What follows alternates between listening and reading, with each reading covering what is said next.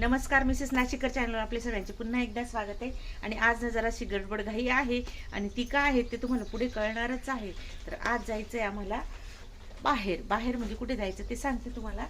तर सकाळी सकाळी काय केलं, रात्रीची भांडे काल मी घासलीच नव्हती, जरा कंटाळा केला, थंडी खूप वाजत होती ना त्याच्यामुळे। आताही मला थंडीच वाजते, तर भांडी वगैरे घासून झाली, आता कणिक मळून ठेवली आहे, पोळ्या करते आणि आज जरा वेगळी भाजी पण करायची। त्यांना सरांना एवढी नाही आवडत, पण मग कसं आहे मुलं आले होते मग ते वाया जायला नको ना, तर त्याच्यामुळे ती भाजी मला करायची आहे। पनीर उरलेलं आहे, तर पनीर भुर्जी करू म्हटलं।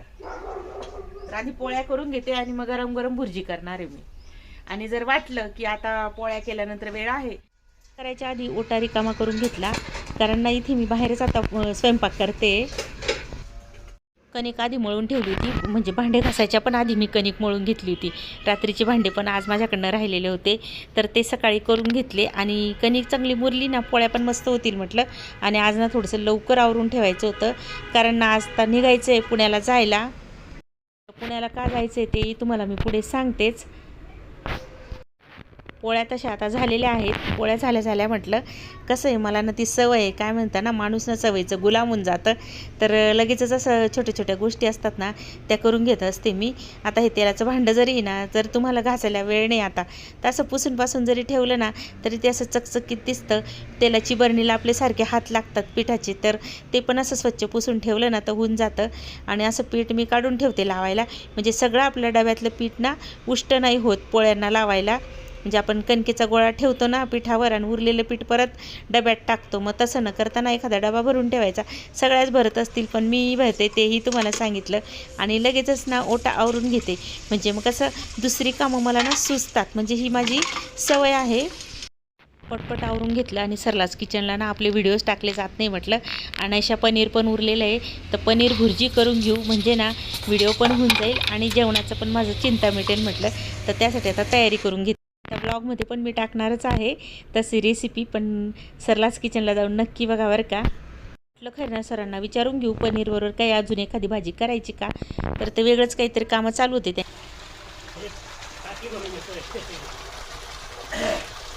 जायचं आहे ना त्याच्या हिशोबाने टाकी वगैरे भरून घेऊया, गावाला जायचंय। कोरडी राहील तर फुटून जाईल। तुला काल क्लीन करून घेतली, आता आज तिला जरा स्वच्छ पाण्याने भरून घेतलं। आणि इकडे झाडं पण भरून टाकले आता। ठिबक सुरू आहे का? ठिबक सुरू आहे। खैरनार सरांची कामं चालू आहेत, तोपर्यंत मी पण आपलं एक रेसिपी पण करून घेते आणि आजचा व्हिडिओ ब्लॉग पण होतोय आपला सोबतच। चला आता किचनकडे जाऊया।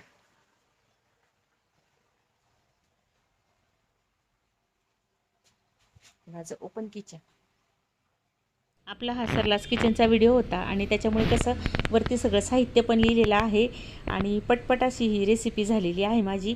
आणि माझा आजची भाजीचीही चिंता मिटली, कारण मुलं गेले ना तर पनीर आणलेलं होतं, जे व्हेजिटेरियन होते ना त्यांच्यासाठी। मग ते उरलेलं पनीरचं म्हटलं काय करूया, आता आपल्याला गावाला पण जायचं आहे, तर ते पनीर खराब होऊन जाईल म्हटलं, मग त्याच्यापेक्षा ना आता भाजी पण करून घेऊया। खैरनार सरांना ॲक्च्युली पनीर अजिबात नाही आवडत, मला खूप पनीर आवडतं, पण याच्या जोडीला दुसरी एखादी भाजी जर म्हटले तर करून देणार आहे मी, नाहीतर त्यांच्या आवडीचं मिरच्याचा ठेचा किंवा मिरचीची भाजी। बॅग तशी आधीच भरली होती, पण आता जायची तयारी आहेच, तर बाकी किरकोळ चालूच राहतं म्हटलं। जायची तयारी आता सगळी झालेली आहे, बॅग पण आता माझी भरून झाली आहे आणि मस्त असं छानशा यात्रेला चाललेलो आहोत।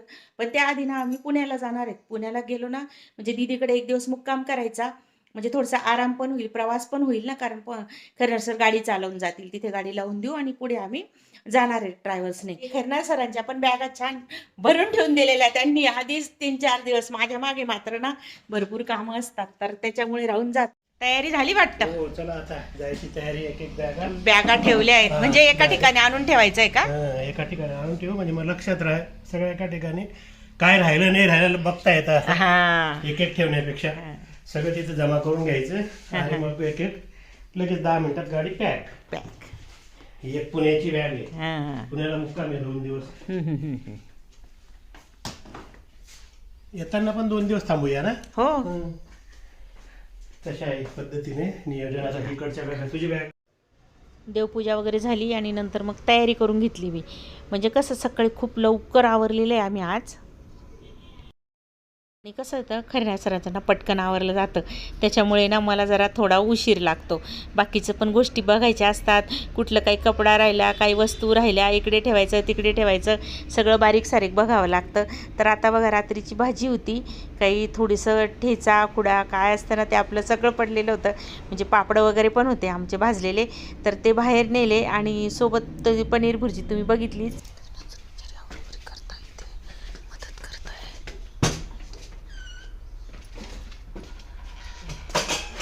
झालं आवरून.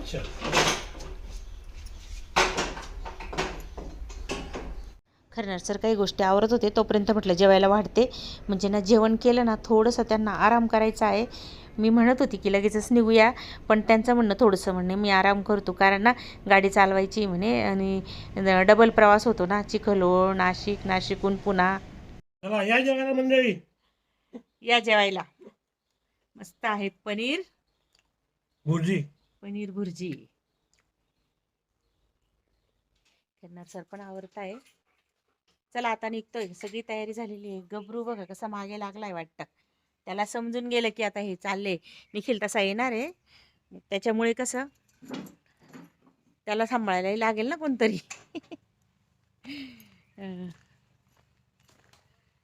चला आता हे एवढं सगळं सोडायला ना खूप जीवावर येतं बरं का. इकडे करणार सर बघा फोटो काढताय, मला म्हणे थोडंसं गाडीच्या तिकडच्या बाजूला उभी राहा, आपण दोघं सेल्फी काढू म्हणे. तर गबरू मात्र काबरा वावरा झालेला आहे. निखिल येणार आहे, त्याच्यामुळे आम्हाला काही तसं टेन्शन नाही आहे.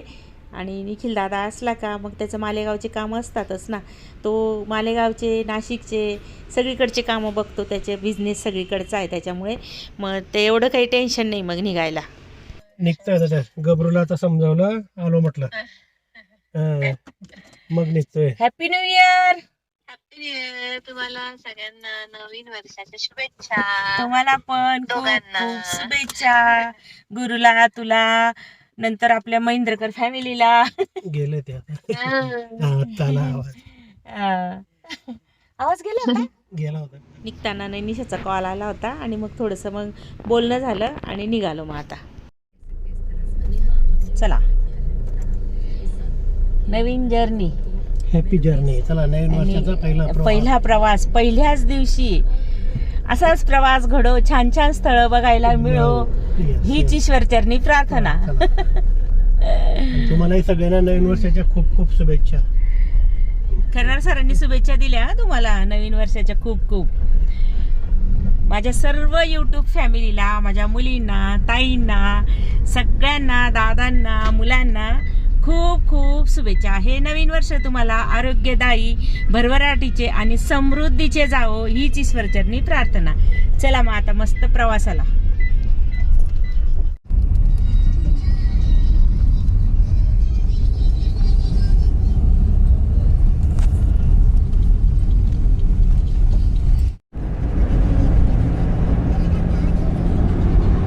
तरी चिखलोळून जायला ना जवळजवळ 8 तास लागून जातात बरं का पुण्याला. आणि पोचलो. आता दीदीची रिॲक्शन बघा कशी. कसं 10:30 येऊन गेलो आम्ही. थांब 10:30 वाजेशी आलो होती तिकडे. पप्पानी किती फास्ट चालवली. दीदी सारखी रागवते बरं का, खूप फास्ट गाडी चालवता म्हणे पप्पा. ती म्हणे बघा किती लवकर आले हो तुम्ही म्हणे.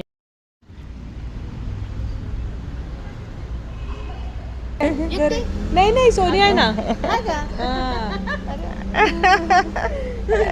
सगळेजण आले बघा आम्हाला घ्यायला. गाडी सोडली जे ते खरं हो का, जवळच झाली. Happy new year.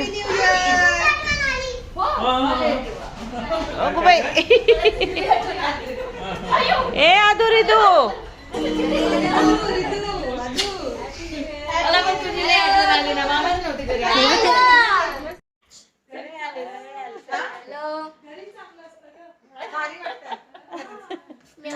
चला आता फायनली दीदीकडे आलेलो आहोत आणि आता इथून ब्लॉग पुढे इकडचे राहतील. तर व्हिडिओ ब्लॉग कसा वाटला कमेंट नक्की करा. आवडला तर सबस्क्राईब करा.